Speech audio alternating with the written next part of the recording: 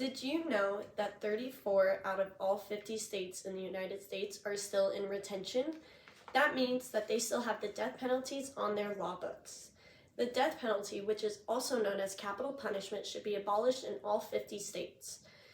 What is the first thing that comes to your mind when you think of the death penalty? I know that the first thing that comes to mind for me is Snoop Dogg's record label, Death Row Records. It definitely wasn't that roughly 2,400 people are still awaiting execution on death row. The death penalty should be illegal in all 50 states of the United States because it's inhumane, has economic biases, and the lack of deterrent effect. When researching the death penalty, it has definitely raised a lot of concerns. One is that it's very inhumane and it takes away the right of life. In Article 3 of the UDHR, it pretty much states that the human right to life is a basic human right.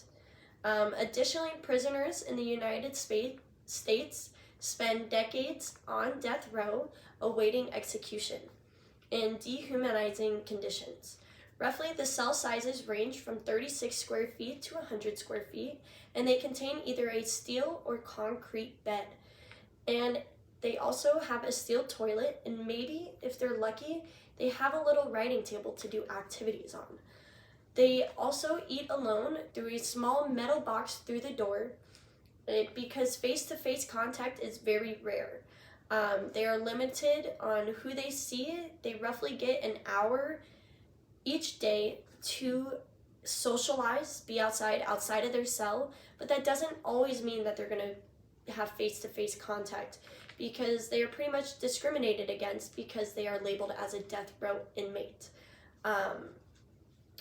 Humans also experience isolation as torture, and it drives a person insane when they are locked away for majority hours of the day, not being able to have face-to-face contact with someone. They are kept so isolated that they slowly go insane, and I can't imagine what that would do to one's brain when they know that one day they're going to wake up and get executed, while they also know in the back of their mind that they're slowly going insane because they're kept alone all day. The death penalty has also raised a lot of biases. This also includes economic biases. Normally funding isn't the first thing you would think of when you think of the death penalty. I honestly never really thought about the money that goes into an execution and how it affects a whole prison until I started doing the research on why the death penalty should be illegal. The average cost of funding a trial in a federal death case is roughly $620,932, about 8 times that of a federal murder case. That amount alone just goes into funding a trial to take a person's life away. That's definitely a lot of money. That doesn't even include the amount of the execution, to the physical action of taking a life.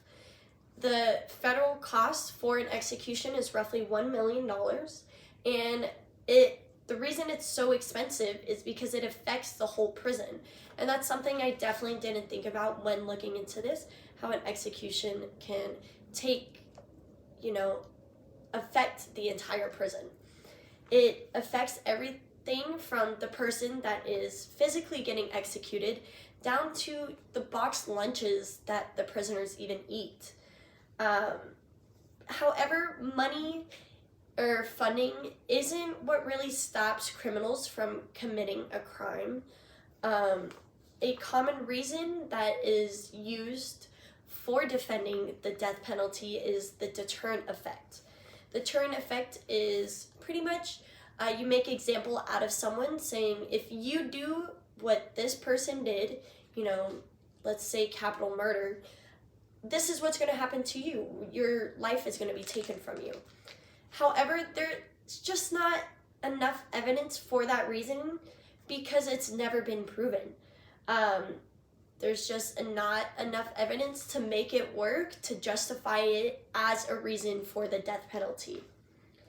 In some countries, it does work. In European countries, they have a less DUI rate because the punishment is much stricter for drinking and driving. All the prisoners in prison can't commit crimes because they're locked away. If they do commit a crime, it's still within the prison. And yes, they shouldn't be doing that. However, it doesn't affect the general public or society in a sense. There are many other ways to deter someone from committing a crime. For example, you can make sentencing much stricter. Like house arrest, you can make house arrest stricter. There's just many other things that can be done than taking a person's life.